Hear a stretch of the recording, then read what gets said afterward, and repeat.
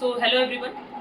Previous class में मैंने बात की थी कोड ऑन वेजेस से रिलेटेड, और अभी मैंने अपने चैनल पर कम्युनिटी पोस्ट में क्वेश्चंस डाले हैं, ठीक है, जो प्रीवियस ईयर ईपीएफओ में आपके पूछे गए हैं कोड ऑन वेजेस पे ही, ठीक है। उसमें से दो क्वेश्चन है, क्वेश्चन 40 है, क्वेश्चन नंबर 41 है, ठीक है। लगातार दो क्वेश्चन है कोड ऑन वेजेस से रिलेटेड। फर्स्ट क्वेश्चन जो आपका 40 क्वेश्चन है, ठीक है, I don't know about the set, but जो 40 क्वेश्चन दिखाया गया है उसमें बताया गया है कि ग्रेजुएटी से related, payment of gratuity act के बारे में पूछा गया है उसमें, ठीक है। कोड ऑन वेजेस से रिलेटेड का क्वेश्चन है वो, कि जो हम पेमेंट करते हैं, ठीक है, वेजेस में, वो आपकी कॉइन्स के बेस पर है, चेक है, इससे रिलेटेड एक क्वेश्चन है। सेकंड क्वेश्चन डाला गया है जो मैंने आपको लास्ट में बताया था कोड ऑन वेजेस में, कि डिडक्शंस के बारे में, ठीक है, उन्हीं के बेस पे वो एक तरह से आपका डायरेक्ट क्वेश्चन पूछा गया है। तो आई होप आपको वो समझ में आएगा, एंड प्लीज़ मुझे कमेंट में उसके आंसर्स आप लोग जरूर मेंशन करिएगा। आज जो आपका चैप्टर चल रहा है वो आपकी क्लास 11 चल रही है। देखिए, मैंने आपको बताया था कि आपके जो 4 हमारे लेबर कोड्स हैं, ठीक है, जिसमें मैंने बात की थी सबसे पहले कोड ऑन वेजेस से, कोड ऑन वेजेस, ठीक है। तो ये हमारा कंप्लीट हुआ 11th क्लास में, ठीक है। आज हम बात करेंगे IR कोड, IR कोड 2020, ठीक है। IR कोड जो बना है आपका 2020, ये 3 आपके लॉज को एमलगमेट करके बना है, और वो 3 आपके कौन से कोड हैं? तो सबसे पहला है आपका trade union act, trade union act 1926। Second है आपका industrial dispute act 1947, and fourth है आपका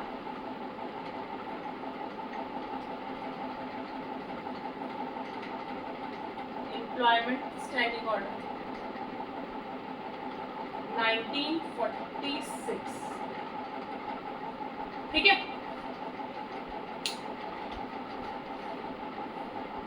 एम्प्लॉयमेंट स्टैंडिंग ऑर्डर आपका 1946। तो इन तीनों को एमलगमेट कर जो आपका एक्ट बना है, that is industrial relation code 2020, ठीक है।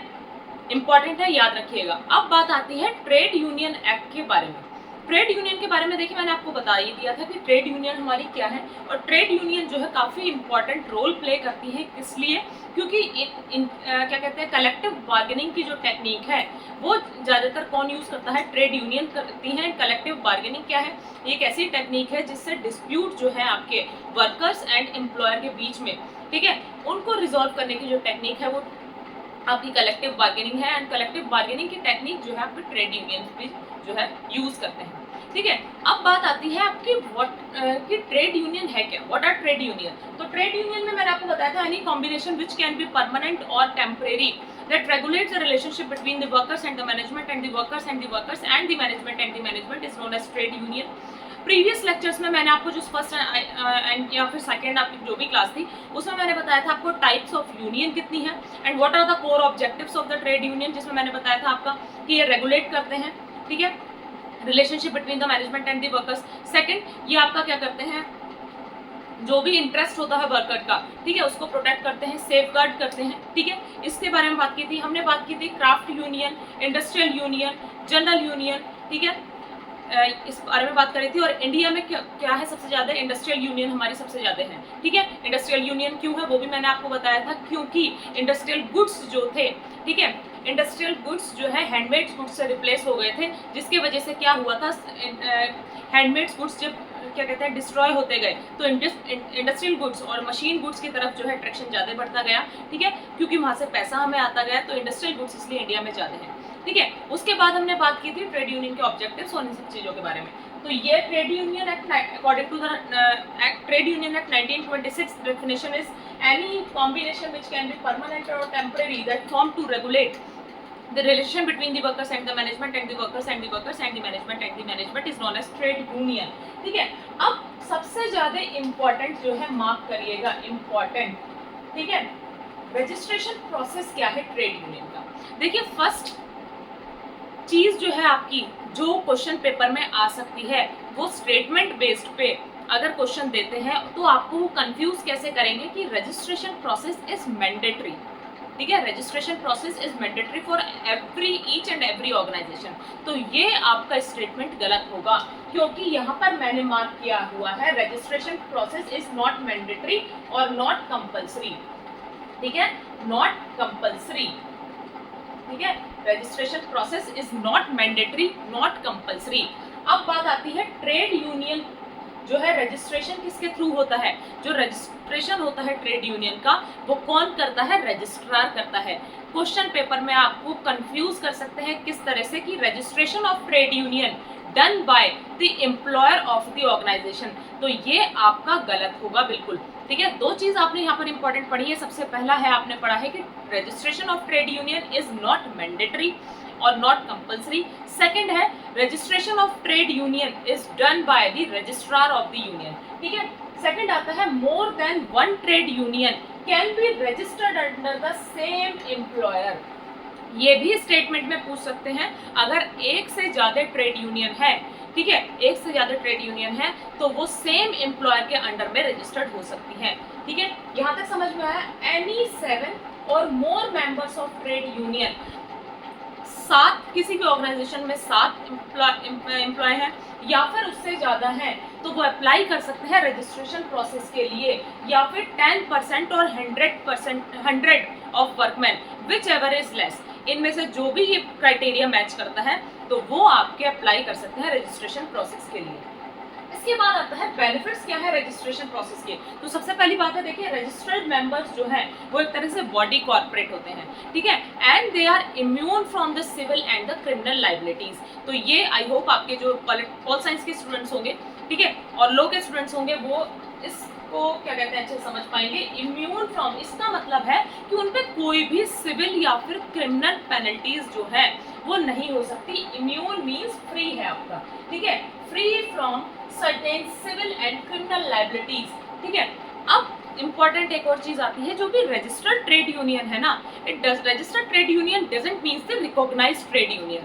फर्स्ट यू रजिस्टर्ड योरसेल्फ, मतलब first you registered the trade union then you recognise the trade union, ठीक है। तो फर्स्ट प्रोसेस आता है आपका registration of trade union, then आता है आपका रिकॉग्नाइजेशन ऑफ ट्रेड यूनियन। तो रजिस्टर्ड ट्रेड यूनियन जो है वो इक्वल, रजिस्टर्ड ट्रेड यूनियन का मतलब रिकॉग्नाइज्ड ट्रेड यूनियन नहीं होता है, ठीक है। यहाँ तक आपका इंपॉर्टेंट है, ये आपने पढ़ा।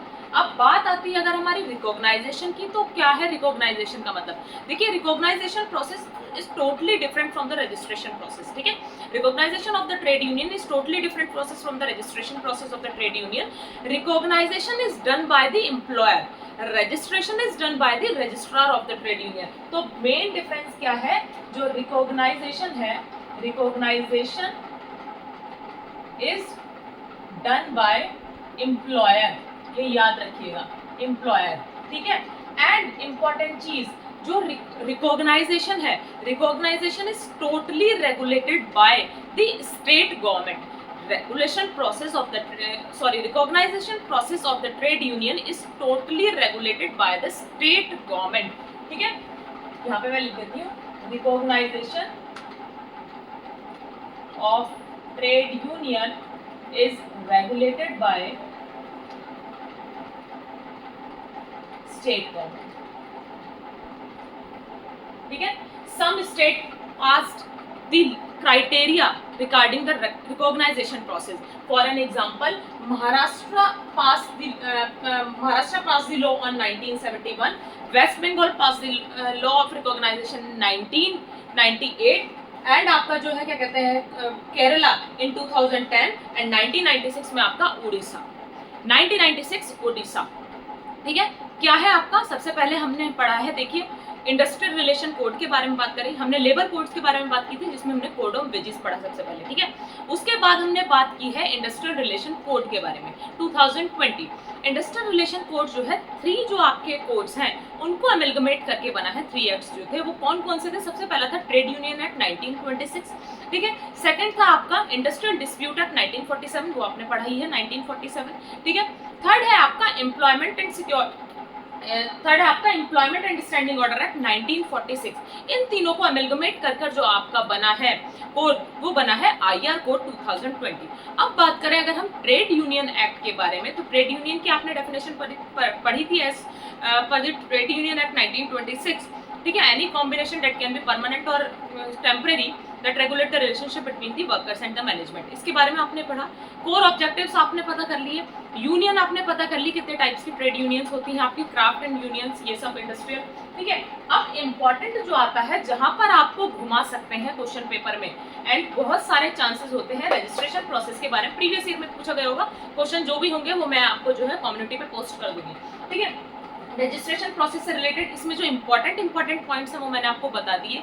क्या है कि trade union, registered trade union registration is not mandatory process और नॉट अ कंपल्सरी प्रोसेस। ठीक है, सेकंड इंपॉर्टेंट चीज आपने पढ़ी है कि जो रजिस्ट्रेशन है, ठीक है, is done by the registrar of the trade union. ठीक है, अब थर्ड चीज पढ़ी है, एनी 7 और मोर members can apply for the registration process और 10% और the 100 workers which ever is less for apply for the registration. ठीक है, सेकंड पढ़ा है जो भी आपके रजिस्टर्ड ट्रेड यूनियन होते हैं, रजिस्टर्ड मेंबर्स जो हैं, ये फ्री होते हैं, दे आर फ्री और immune from the criminal and civil proceedings. ठीक है, civil liabilities, sorry, registered trade union is not a recognised trade union, ये भी आपने पढ़ लिया। ठीक है, अब एक और इम्पॉर्टेंट चीज पढ़ी है आपने, रिकॉग्नाइजेशन। ठीक है, रिकॉग्नाइजेशन का मतलब क्या है, देखिए recognisation is totally a different process from the registration process. ठीक है, एंड फर्स्ट रजिस्ट्रेशन प्रोसेस होता है, देन आपका रिकॉग्नाइजेशन होता है। ठीक है, recognisations are of two types, voluntary recognisation and आपका स्टैट्यूटरी रिकॉग्नाइजेशन। ठीक है, वॉलंटरी रिकॉग्नाइजेशन में क्या है, व्हेन एन एम्प्लॉयर एक minute,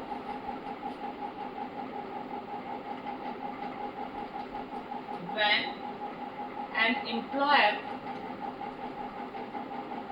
voluntarily recognized a trade union without having a legal proceedings। ठीक है, एंड ये आपका वॉलंटरी है। सेकंड होता है आपका स्टैट्यूटरी रिकॉग्नाइजेशन। ये इतना इंपॉर्टेंट नहीं है, बस आपको पता होना चाहिए कि वॉलंटरी रिकॉग्नाइजेशन भी होता है, एक स्टैट्यूटरी रिकॉग्नाइजेशन भी टर्म होती है। रिकॉग्नाइजेशन कब होता है, जब 50% से ज़्यादा मेंबर्स होते हैं एक एस्टेब्लिशमेंट में, तब आपका रिकॉग्नाइजेशन प्रोसेस होता है। ठीक है, recognisation is totally done by the employer but the regulation process is in the hands of the state government. ठीक है, डन किसके थ्रू होता है, जैसे registration is done by the registrar and recognisation is done by the employer, but जो control होता है recognise करने का, ठीक है, किसी भी ट्रेड यूनियन को, वो स्टेट गवर्नमेंट के हाथ में होता है। इसी वजह से most of the states, sorry, some states pass the law और the criteria regarding a recognisation process. ठीक है, for an example, Maharashtra passes the recognition law in 2010, second West Bengal in 1998, third आपका आता है क्या कहते हैं, उड़ीसा, आपका 1996।